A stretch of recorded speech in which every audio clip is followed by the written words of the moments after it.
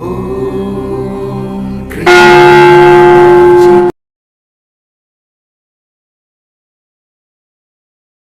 లాగినట్టుగా తక్కువ శ్వాసని ఎక్కువసేపు స్లోగా శ్వాస తీసుకొచ్చి ఆజ్ఞాచక్రం తిప్పుకోండి.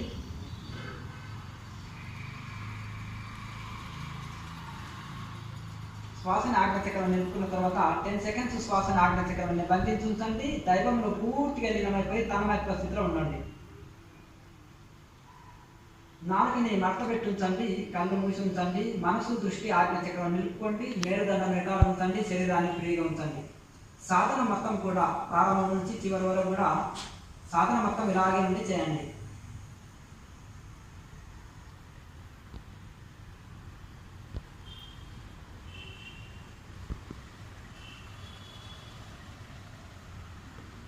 ఒకవేళ మీరు కాలు మార్చుకోవాలంటే ఆసనాన్ని మార్చుకోవచ్చు. కాలు తీసి కాలు మార్చుకోవచ్చును.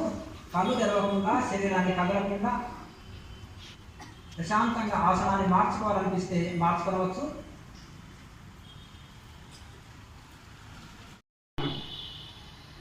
కనుక ప్రాణాయామ అభ్యాసం బాగా చేయగా సుష్మ నాడి ఓపెన్ అవుతుంది. అప్పుడు మనకు చక్కటి ధ్యానం కుదురుతుంది. కనుక ఈ విధంగా మనము కేచర ముద్ర సుష్మ నాడిలోకి ప్రవేశించడానికి ఉపయోగపడుతుంది. ఇంకోటి దీర్ఘ శ్వాసక్రియలు చేయగలుగుతాము. కుంభకం ఎక్కువసేపు చేయడానికి ఉపయోగపడుతుంది. తర్వాత తాళవేకే తర్వాత చక్రస్మరణ. చక్రాలని యాక్టివేట్ కోసము కింది నుంచి పైకి, పై నుంచి కిందికి మనము ఈ యొక్క చక్రాల యాక్టివేట్ కోసం చేసేదే చక్రస్మరణ. కనుక తర్వాత ఈ మహాముద్ర చాలా మందికి కాళ్ళ నొప్పులు, కీళ్ళ నొప్పులు, నడుము నొప్పి బాధిస్తుంటాయి. ఈ మహాముద్ర వేసినప్పుడు కాళ్ళ నొప్పులు, కీళ్ళ నొప్పులు పోతే ఇంకొకటి కుండల్ని యాక్టివేషన్ ముద్ర అంటారు. దీన్ని కుండల్ని యాక్టివేట్ అయినప్పుడే మనం ఆధ్యాత్మిక లాభం పొందుతాము. కనుక కుండల్ని యాక్టివేట్ కావాలంటే మహాముద్ర బాగా వేయాలి. చాలామంది అనుకుంటారు కుండల్ని యాక్టివేట్ కావాలంటే ఏంటిదండి, రకరకాల యోగాలు, కుండలిని యోగాని చాలా వస్తున్నాయి యూట్యూబ్లో. మరి ఏమి చేస్తే అంటారు. కొంతమంది మంత్ర జపం చేయమనవచ్చు, ఇంకా కొంతమంది రకరకాలుగా చెప్తున్నారు. కుండల్ని యాక్టివేట్ కావాలంటే ఏం చేయాలి? ప్రాణాయామం ఉండాలి, ముద్ర ఉండాలి. ఈ మహాముద్రలో ప్రాణాయామం చేసినట్టయితే కుండల్ని యాక్టివేషన్ అవుతుంది. ఈ మహాముద్ర లేకుండా కుండల్ని యాక్టివేట్ కాదు. కనుక కుండల్ని యాక్టివేట్ ముద్ర అంటారు. ఇంకొకటి ఈ యొక్క మన సంపూర్ణ ఆరోగ్యము, నాడుల సమతుల్యత, 72,000 నాడుల కనెక్షన్ నాభిలో ఉంటుంది. తల్లి గర్భంలో పిల్లవాడు ఉన్నప్పుడు అప్పుడు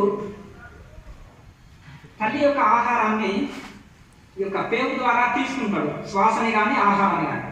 పిల్లవాడు జన్మించిన వెంటనే పేగుని కట్ చేసి ముడివేస్తారు. అందుకనే చిన్న పిల్లవాడిని కిందికి మీదికి ఇలా అనడము, ఇలా కదిలించడము చేస్తారు. ఎందుకంటే శ్వాస తీసుకోవాలి. తల్లి గర్భంలో ఉన్నప్పుడు ఆ పేరు ద్వారా అందుతుంది. బయటికి వచ్చాడు కాబట్టి జన్మించిన తర్వాత స్వయంగా శ్వాస తీసుకోవాలి, స్వయంగా ఆహారం పాలు తీసుకోవాలి. కనుక అతన్ని కదిలిస్తారు. లేదంటే ఇలా దిగుతారు, ఏడిపిస్తారు. అతను ఏడవకపోతే మనం ఏడవలసి వస్తుంది. కనుక ఏడిపిస్తారు చిన్నపిల్లలు పుట్టంగానే. అట్లా అయితే ఆ విధంగా మనకు నాడుల 72,000 నాడుల కనెక్షన్ ఉంటుంది కాబట్టి నాభి క్రియ వలన ఈ నాడుల సమతుల్యత ఏర్పడి సంపూర్ణ ఆరోగ్యం లభిస్తుంది. తర్వాత ప్రాణాయామతోటి ఈ శ్వాస కంట్రోల్ అయ్యి, మనసు కంట్రోల్ అయ్యి ధ్యానం, చక్కటి ధ్యానం కుదురుతుంది. శ్వాస వశమైతే మనసు వశమవుతుంది, మనసు వశమైతే మంచి చక్కటి ధ్యానం కుదురుతుంది. ఎప్పుడైతే మంచి ధ్యానం కుదిరిందో ఆరోగ్యము, శాంతి, మోక్ష స్థితిని అందుకుంటాం. కనుక తర్వాత మనం చేసేది జ్యోతి ముద్ర. ఇంతవరకే చెప్పారు సత్యసాయి బాబా వారు. జ్యోతి ముద్రలో ఎంతసేపు ఉండమన్నారు? శనిముఖి ముద్రలో 7 నిమిషాలు కుంభకం చేయమన్నారు. ఒక రోజులో అనలే, మెల్లమెల్లగా అభ్యాసం చేసుకుంటాం. మనం స్కూల్కి వెళ్తున్నాం, 1, 2, 3 తరగతులు, PG, PhD వరకు చదువుతాం. ఒక రోజు పుస్తకం ఇస్తే చదువుతాడా? ABCలు ఓనమాలే దిద్దుతాం అదొక రోజు. అలాగే మెల్లమెల్లగా అభ్యాసం చేసుకుంటా పోతే ఆ స్థితికి ఎదగాలనేది బాబా వారి ఆశయం అన్నమాట. కనుక 7 నిమిషాలు కుంభకం చేసినప్పుడు ఆత్మజ్యోతి ప్రకాశాన్ని, దైవ అనుభూతిని పొందుతాడు సాధకుడు. ప్రతి ఒక్కరు పొందగలుగుతారు. ఒకరి కోసం కాదు. ఎవరైనా డాక్టర్, ఇంజనీర్, కలెక్టర్ కావచ్చు.